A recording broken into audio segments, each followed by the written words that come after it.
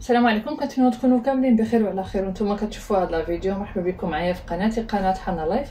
اليوم ان شاء الله بغيت نوريكم احد الاشكال او الانواع ديال القرع الاحمر او القرعه الحمراء اللي متوفر في المغرب.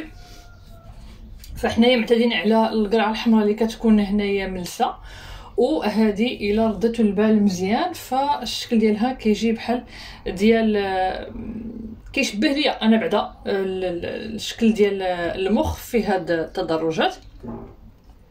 اللون ديالها كذلك حتى هو مغاير جدا، وهذه كتستعمل اكثريه سواء في الطاجين سواء في السكسو سواء في الشوربات، وكتسمى القرعه البلديه او القرعه الرصاصيه في بعض المناطق.